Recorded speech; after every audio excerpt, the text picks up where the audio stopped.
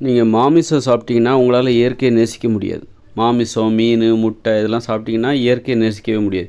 இயற்கையை நேசிக்கணும். இயற்கையை நேசித்தா தான் அமைதி கிடைக்கும். அப்போ அமைதியை நேசிக்கணும் அப்படின்னா, அமைதி வேணும் அப்படின்னா மாமிசம் சாப்பிடக்கூடாது. இப்போ இயற்கையை நேசிக்கணும் அப்படின்னா, இப்போ மாமிசம் சாப்பிட்றவங்களுக்கு இயற்கையை நேசிக்கிற பண்பே வராது. ஏன்னா அவங்களுக்கு இயற்கையை அழிக்கணுங்கிற அந்த நினப்பு தான் வரும். இயற்கையை பார்த்தா அவங்களுக்கு வெறுப்பு வரும், கோபம் வரும். அமைதினாலே அவங்களுக்கு பிடிக்காது. இந்த மாமிசம் சாப்பிட்றவங்களுக்கு அமைதினாலே பிடிக்காது. ஏன்னா அழிக்கின்ற உணர்வு தான் அவங்களுக்கு அதிகமாக இருக்கும். இயற்கையை அழிக்கணும்னு நினைக்கிறவங்க தான் இந்த மாமிசம் சாப்பிடுகிறவர்கள். மாமிசம் சாப்பிடுகிறவர்கள் இயற்கையை பார்க்குறாங்க. ஒரு ஆடை பார்க்குறாங்க, மாடை பார்க்குறாங்க. மாடை பார்க்கும்போது என்ன நினைப்பாங்கன்னா, அதை அடித்து சாப்பிட்ணும், அதை அப்படி தான் நினைப்பாங்க. ஒரு மாமிசம் சாப்பிடுகிறவர்கள் என்ன பார்ப்பாங்க, ஒரு மாட்டையோ ஆட்டையோ பார்த்தாங்கன்னா, ஒரு மானை பார்த்தாங்கன்னா, ஒரு முயலை பார்த்தாங்கன்னா, இதை அடித்து சாப்பிட்றணும் அப்படின்னு தான் நினைப்பாங்க. அவங்களுக்கு அதோட கொஞ்சணும், அது குட்டி, அதை பார்க்குறதுக்கு அழகாக இருக்குது, அதை ரசிக்கவே மாட்டாங்க. ஒரு ஆடை பார்க்குறாங்க, ஒரு மாடை பார்க்குறாங்க, ஒரு மான், முயல், முதலையை பார்த்தா என்ன நினைப்பாங்க, இதோட கறி எப்படி இருக்கும், இதை சமைச்சு சாப்பிட்டா எப்படி இருக்கும். ஒரு மீனை பார்க்குறாங்கன்னு வச்சுக்கோங்களேன், அந்த மீன் எப்படி நீந்துது, அதுக்கு ஒரு வாழ்க்கை இருக்குது, அதுக்கு ஒரு வாழ்க்கை எல்லாமே இருக்குது. அப்படி இருக்கும் அதை ரசிக்கணுமே தவிர இந்த இயற்கை நேசிக்கணும். ஒரு மான் போகுது, அதை ரசிக்கணும். ஒரு மாடு, அதோட வாழ்க்கை முறை எப்படி இருக்குது அதை ரசிக்கணும். அது இல்லாமல் நீ ஒரு மீனை பார்த்துட்டா உடனே இதை சமைச்சா எப்படி இருக்கும், இவ்வளோ பெரிய மீனா, 5 கிலோ மீனா, அடாடா 5 கிலோ இருக்கும் போலுக்கு, அது சாப்பிட்டா செமையாக சூப்பராக சாப்பிட்லாமே, இப்படி தான் அதை சாப்பிட்ணும் அப்படிங்கிற எண்ணம் தான் வரும். இப்போ சிங்கம் ஒரு மானை பார்த்துன்னா அடித்து சாப்பிடணுன்னு தான் நினைக்கும். அது ரசிக்காது. இயற்கையை அதனால் நீங்கள் இந்த இயற்கையை ரசிக்கணுமே தவிர உடனே அதை அடித்து சாப்பிட்றணும் அப்படிங்கிற நினப்பு எப்போ வரும் அப்படின்னா, மாமிசம் சாப்பிடுகிற வழக்கம் இருந்துச்சுன்னா உடனே அதை சாப்பிட்றணும் அப்படிங்கிற எண்ணம் தான் வருமே தவிர ரசிக்கணுங்கிற எண்ணம் வராது. அப்போ சாப்பிட்ணுன்னா அதை கொன்னா தான் நீங்கள் சாப்பிட முடியும். ஒரு ஆடையோ மாடையோ பார்க்குறீங்க, நல்ல இளம் ஆட்டுக்கறி, இளம் ஆடாக இருக்குது. ஒரு சின்ன ஆட்டுக்குட்டியை பார்த்தா இந்த மாமிசம் சாப்பிட்றவங்களுக்கு என்ன தோணும் அப்படின்னா, சின்ன ஆட்டுக்குட்டி அதோட கொஞ்சலாம், அதை வளர்க்கணுன்னு ஆசைப்படலாம். ஆனால் அப்படி தோணாது. இந்த மாமிசம் சாப்பிட்றவங்களுக்கு என்ன தோணும் அப்படின்னா, ஒரு ரொம்ப சின்ன ஆட்டுக்குட்டியாக இருக்குது, இன்னும் கொஞ்சம் ஒரு மாதம் போச்சுனாக்கா கொஞ்சம் வளர்ந்துடும், அதுக்கப்புறம் அடித்து சாப்பிட்டாக்கா அதை அதோட மாமிசத்தை சாப்பிட்டா நல்லாயிருக்கும், இப்போ ரொம்ப பிஞ்சு கறியாக இருக்கும், அதனால் இப்போ வேண்டாம், ஒரு 2-3 மாதம் போட்டோம், கொஞ்சம் வளரட்டும், வளர்ந்த பிறகு அதை அடித்து சாப்பிட்றலாம் அப்படின்னு தான் சொன்னோம். அது மாதிரி ஒரு கோழி பார்க்குறாங்கன்னா, ஒரு சேவல் கோழி அழகாக இருக்குது, அதோட கலராக வண்ணங்கள் இருக்குது, அதெல்லாம் பார்க்கும்போது உடனே என்ன பண்ணுவாங்க, உடனே அதை அதை ரசிக்காமல் என்ன பண்ணுவாங்க, உடனே அடித்து சாப்பிட்ணும் அப்படின்னு தான் நினைப்பேன். அடித்து கொன்று சாப்பிட்றணும். ஒரு மயிலை பார்க்குறாங்க, ஆடாடா மயில் கறி நம்ம இது வரைக்கும் சாப்பிட்டதே இல்லையே அப்படின்னு தான் நினைப்பாங்க. இந்த மாமிசம் சாப்பிட்றவங்க ஒரு மயிலை பார்த்தாங்கன்னா அதை ரசிக்க மாட்டாங்க. சரி அதோட தோகைகள் இப்படி இருக்குது பாரு, அதெல்லாம் ரசிக்க மாட்டாங்க.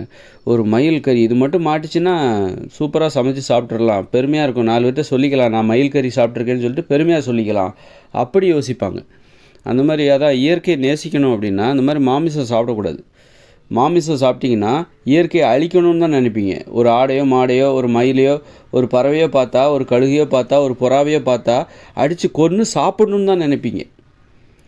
அதுவே மாமிசம் சாப்பிடாதவங்க ஒரு மயிலை பார்த்தா என்ன நினைப்பாங்க, அதோட அழகை ரசிப்பாங்க.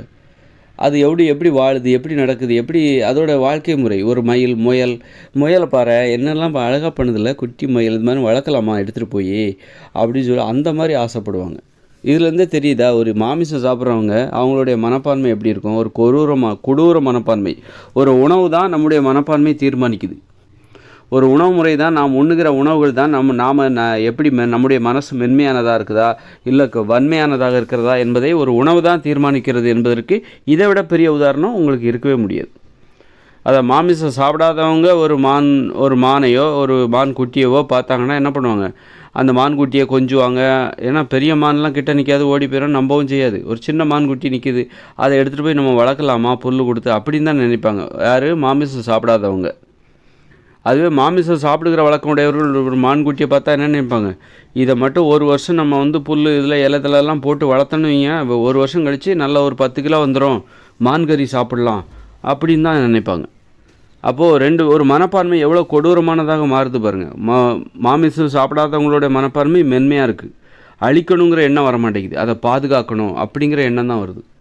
மாமிசம் சாப்பிட்றவங்களுக்கு அழிக்கணும், அழித்து சாப்பிட்றணும் அப்படிங்கிற எண்ணம் தான் வருது. அதனால் நாம் உண்ணுகிற உணவுகள் தான் நமது மனப்பான்மை தீர்மானிக்கிறது. நாம் இந்த இயற்கையை ரசிக்கிறதுக்கு, இயற்கையை நேசிப்பதற்கு நீங்கள் மாமிசம் சாப்பிடுவராக இருந்தால் உங்களால் இயற்கையை நேசிக்க முடியாது. ஒரு புறா பாருங்கள், எவ்வளோ அழகாக இருக்குல்ல, ஒரு புறா எவ்வளோ அழகாக இருக்குது, அதையே வந்து ஒரு மாமிசம் சாப்பிடுகிற வழக்கம் உடையவர் ஒரு புறாவை பார்த்தால் என்ன பண்ணுவார்? என்ன கணம், என்ன கணம், இந்த மதிய உணவுக்கு இதை தயார் செய்து விடு அப்படின்னு சொல்லிடுவார். நல்ல கனமாக இருக்குது இந்த புறா, இதை வந்து இன்றைக்கி நல்ல இதெல்லாம் வந்து இதை கொன்று அழகாக பொரித்து வறுத்து வச்சுட்டு நான் வந்து சாப்பிட்றேன் அப்படின்னு யோசிக்க ஆரம்பிச்சு. இதை மட்டும் வறுத்து சாப்பிட்டா எப்படி இருக்கும் அப்படின்னு சொல்லிட்டு, இப்போ இதுவே பார்த்திங்கன்னா இப்போ கூட கிராமங்கள்லாம் இருக்குது.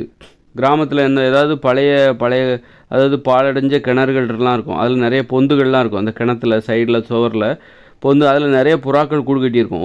ஒரு கிணத்துலேயே பார்த்திங்கன்னா 40-50 புறாக்கள் கூடு கட்டியிருக்கும். அது மேலே வலையை போட்டுருவாங்க. நைட்டு இரவு நேரத்தில் போயிட்டு அந்த கிணத்து மேலே வலையை போட்டு எல்லா புறாவும் என்ன பண்ணும், இரவு நேரத்தில் மேலே வலை இருக்கிறது தெரியாமல் வந்து வலையில் மாட்டிக்கும். கிணத்துள்ளேயும் கொஞ்சம் இறங்கிடுவாங்க. இறங்கி போய் அந்த கிணத்துள்ள தண்ணி இருக்காது. தண்ணி இல்லாத அந்த கிணத்துல போயிட்டு எல்லா புறாவையும் கையில் கிடைக்கிற புறாவெல்லாம் என்ன பண்ணுவாங்க, கழுத்தை பிடிச்சி திருகி மேலே போடுவாங்க. கிட்டத்தட்ட ஒரு 50-60 புறா, கிட்டத்தட்ட 10-15 பேர் போவாங்களா, இருக்கிற எல்லாத்தையும் பிரிச்சுப்பாங்க. பிரித்து நீ ஒரு 10 புறா சாப்பிடு, நான் ஒரு அந்த மாதிரி எல்லாம் வந்து வேட்டையாடுவாங்க. அப்போ அவங்களுக்கு ஒரு வேட்டையாடுகிற அந்த மாதிரி மாமிசம் சாப்பிடுகிறவருடைய மனநிலையை பாருங்கள் எவ்வளோ கொடூரமாக இருக்கும். அதுவே மாமிசம் சாப்பிடாதவங்க ஒரு புறாவெல்லாம் பார்த்தா அதை கொஞ்சுவாங்க, ரசிப்பாங்க. அதுக்கு ஏதாவது உடம்பு சரியில்லைன்னா இவங்க கவலைப்படுவாங்க. ஒருவேளை எதிர்பாராத விதமாக உடம்பு சரியில்லாமல் ஒரு புறா செத்து போச்சுன்னா இவங்க கடந்து அழுதுகிட்ருப்பாங்க. அந்த மாதிரி இந்த உயிர்களை நேசிக்கணும், இயற்கையை நேசிக்கணும், அந்த மனப்பான்மை தான் நமக்கு முக்கியமே தவிர மாமிசம் நமக்கு முக்கியம் இல்லை. அதனால் இயற்கையை நேசிக்கணும்னா அப்போ தான் அமைதி கிடைக்கும், மனசில் அமைதி கிடைக்கும், ஒரு ஆனந்தம் கிடைக்கும்.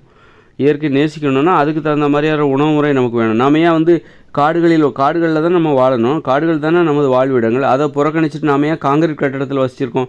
காடுகளை முற்றிலும் அழித்து விட்டு நம்ம இப்போ ஒரு காங்கிரீட் காடுகளை உருவாக்கி அங்கே வாழ்ந்து கொண்டு இருக்கிறோம். காடுகள் தான் நமது வாழ்விடம். அப்போ நாம் ஏன் வந்து இப்படி வாழ்கிறோம் அப்படின்னா நம்ம உணவு முறை தான் காரணமாக இருக்கிறது. நம்மையே அழிக்கக்கூடிய உணவுகளை நாம் சாப்பிட்டுட்ருக்கோம். இந்த தானிய உணவுகள்லாம் அரிசி, கேழ்வரகு, கோதுமை, அது மாதிரி மாமிச உணவு, மீன் உணவு இதெல்லாம் சாப்பிட்டா நம்ம உடம்பே அழிஞ்சு போயிடும், நோய் வந்து அழிஞ்சு போயிடும். அப்படி இருக்கும்போது இந்த காடுகள், அதனால தான் நம்ம காடுகளை அழிக்கிறோம், நமது உடலையே நாம் அழிக்கிறோம். அப்படிங்கிறனால தான் இந்த உணவுகள் வந்து நமது உடலே அழிக்குது. அதனால தான் நம்ம காடுகளே அழிக்கிறோம், இயற்கையை அழிக்கிறோம். அப்போ நம்ம உடம்பை நாம் பாதுகாத்தா தான் இந்த இயற்கையை நம்மளால் பாதுகாக்க முடியும். இந்த இயற்கையை பாதுகாக்கணும், காடுகளை பாதுகாக்க வேண்டும். அப்படின்னா என்ன பண்ணணும்? இயற்கையை பாதுகாக்கணும், இயற்கையோடு கலந்து வாழணும், இயற்கையோடு நெருங்கி உறவாடி வாழணும். அப்படின்னா இயற்கையை பாதுகாக்கணும், முதல்ல நம்மளை பாதுகாக்கணும். நம்ம கூட ஒரு உறவை ஏற்படுத்திக்கணும், நம்ம உடம்பு கூட ஒரு உறவை ஏற்படுத்திக்கணும். நம்ம உடம்புக்கு தூக்கம் தேவையா? தூங்குங்க. எவ்வளோ நேரம் தூக்கம் தேவை? 10 மணி நேரம் தேவையா? 10 மணி நேரம் தூங்குங்க. அப்படி உனக்கு என்னப்பா தேவைன்னு உன் உடம்புக்கிட்ட கேளுங்க. உன் உடம்புக்கு தூக்கம் தேவை, அதை கதற விட்டுக்கிட்டு நீங்கள் வந்து கடினமாக உழைக்காதீங்க. அது கதறுது, புலம்புது அந்த உடம்பு. அதை வச்சு நீங்கள் சித்திரவதை பண்ணிகிட்ருக்கீங்க. அதை வச்சு பயங்கரமாக கடினமாக உழைக்கிறாருப்பா, அவர் 18 மணி நேரம் உழைப்பார் அப்படின்னு சொல்கிறாங்க. அப்படின்னா அவர் 4 மணி நேரம் தான் தூங்குறாரு, 6 மணி நேரம் தூங்குறாருன்னு வச்சுக்கோங்க. ஆனால் உடம்புக்கு தேவை ஒரு 10 மணி நேரமாக தூக்கம் தேவை. அப்போ அந்த உடம்பை சித்திரவதை பண்ணி நீங்கள் அதுக்கிட்டேருந்து வேலை வாங்குறீங்க, கொத்தடிமையாக உங்கள் உடம்பை நினைக்கிறீங்க.